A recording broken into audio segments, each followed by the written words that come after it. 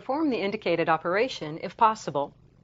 -5 times -12 plus 4 times -4 plus -8 quantity squared. Use the order of operations to simplify. I think we'll start right here with this -8 quantity squared.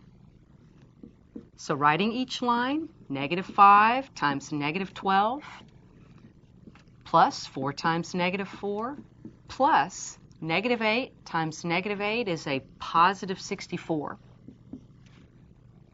Let's perform the multiplication next. -5 times -12 is positive 60.